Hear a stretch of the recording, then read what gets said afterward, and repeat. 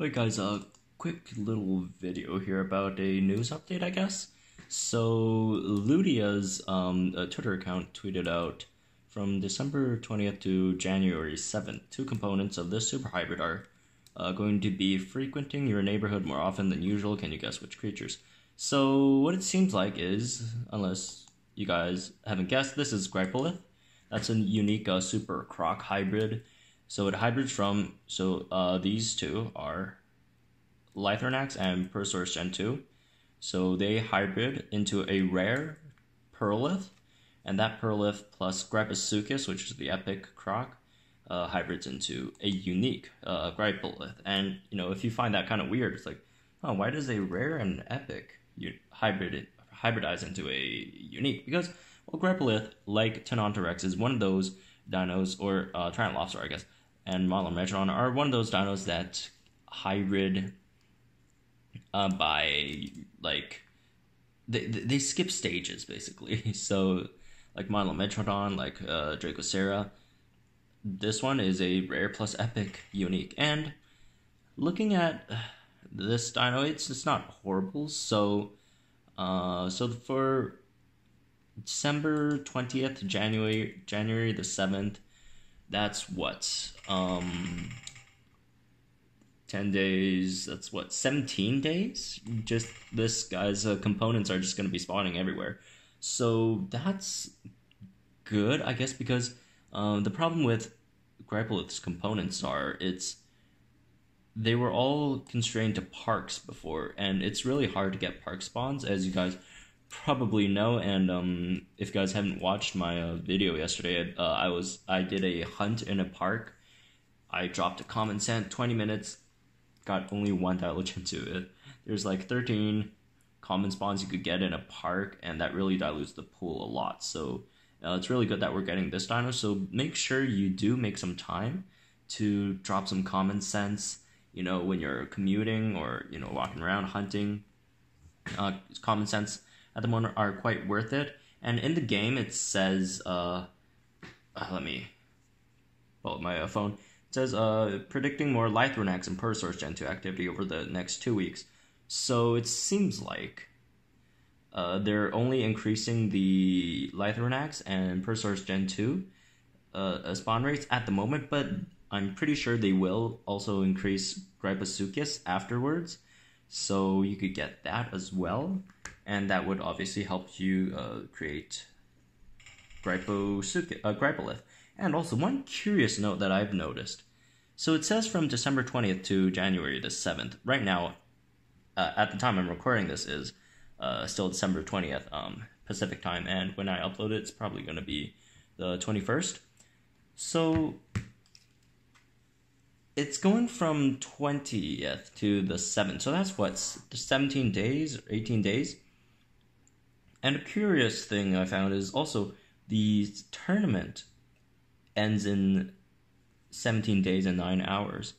So does that mean after, when this is done, we might get an update soon, or we would be like finishing up this 1.5 and we'll be getting news about 1.6?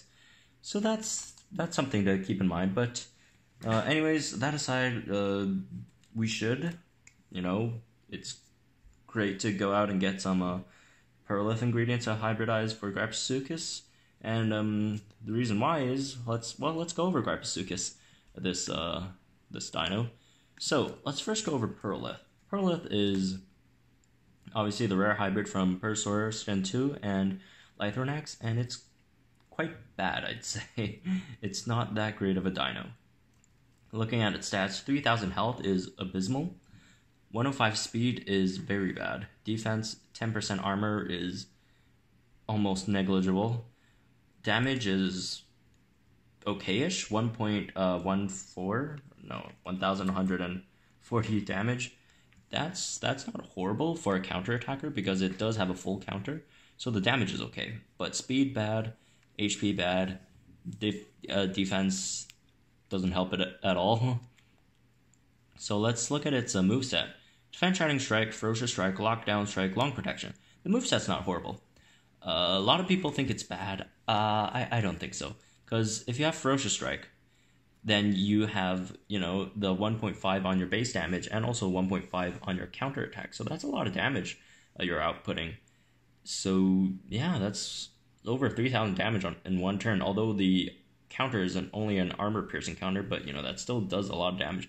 Long protection with its abysmal HP could make it survive a bit longer. Probably not too much longer, but just in general, Purrolyth isn't a great dino. It got shafted a bit, I'd say.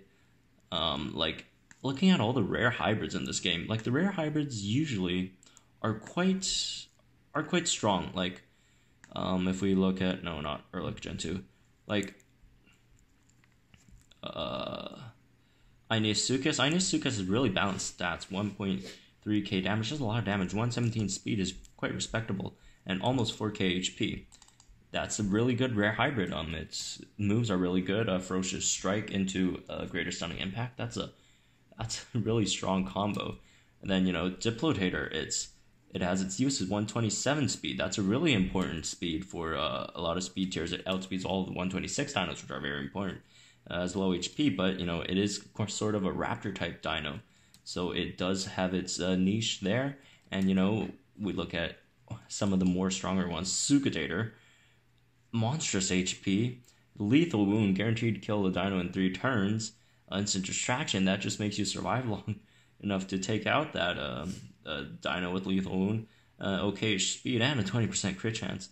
Like, a lot of these rare hybrids are pretty good, except for Purrolyth. Purrolyth is really bad. Purrolyth, I think, is probably the worst rare hybrid of them all. Ankylocodon isn't that great either. But, Ankylocodon, at least it has its niche uses. And Purrolyth's uses are, like, the niches of the niches. So, that's Purrolyth. It's not that great, unfortunately. And let's talk about Grypolyth. Grypolyth gets way better. It has a really respectable amount of health. It's 4,000 health is usable, especially with 20% defense. That doubles the armor that Purrolyth had. 106 speed is bad. It would have been better if it was 107 or 108. That would have helped it a lot. If it was 109, this thing would be busted. But thankfully, it's only 106, so it's not absolutely broken. So, look, base damage 1,000, it's slightly lower than Purrolyth, has the same moveset as Purrolyth, and also has defense shattering counter, so that's huge. There's so many outplay potentials with defense shattering counter. It's really great. So looking at its damage output, turn 1, if you're faster than whatever dino you're facing, which is a rare case, but can happen, you're outputting 3,000 raw damage out there, and on turn 2, that's 6,000 damage, and you also have long protection. Like, even if you're slower, that's still 2.5k damage, and on turn 2, you got 5.5k damage. That kills a lot of dinos, especially when half of that is defense shattered.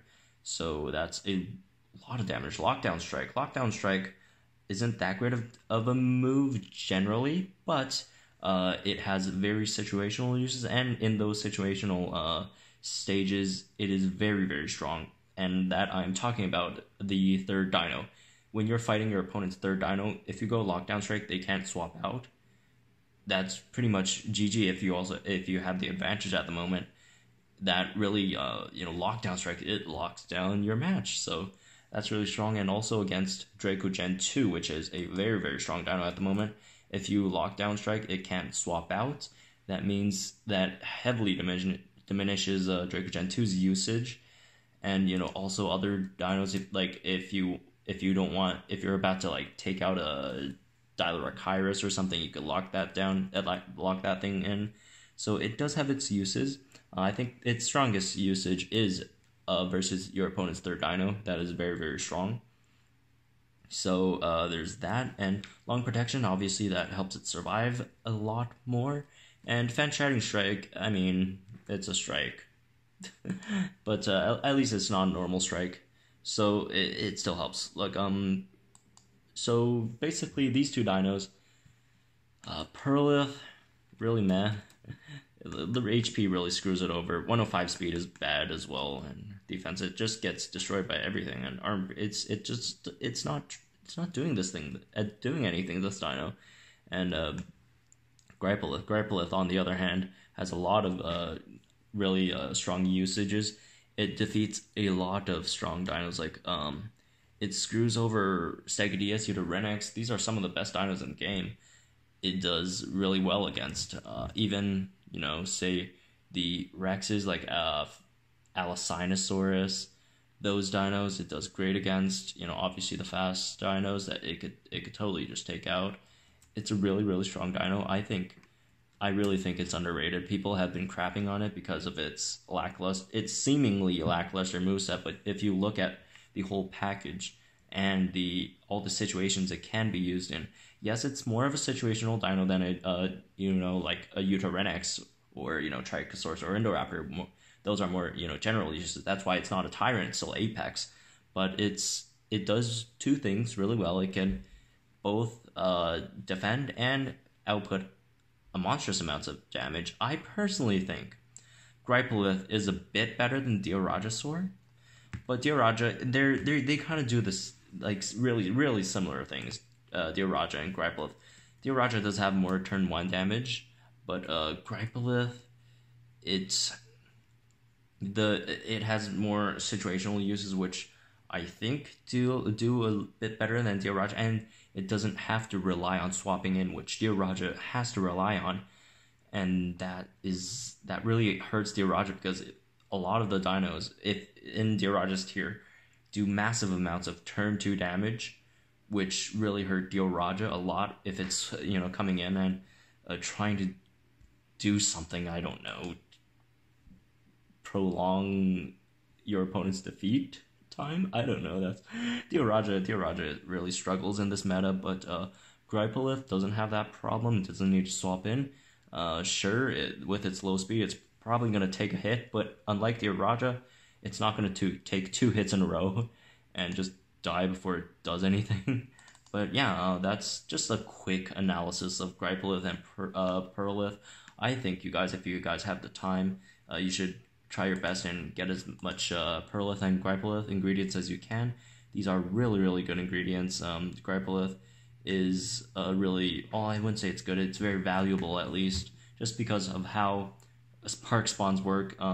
We are very fortunate that we got this week. The first 2 weeks, Dimodactylus and Dracoceratops are kind of lackluster. Dracoceratops was okay, but Grypolyth week is going to be great, or weeks. So yeah, I hope you guys enjoyed this little update video on this thing, I guess, the Croc. And if you're new, please consider subscribing, and I'll see you guys in the next video. I still haven't done my incubator strike today, and it's gonna go away in a few hours, so I'm gonna go do that, and I'll maybe make 1 or 2 more videos before I go to sleep.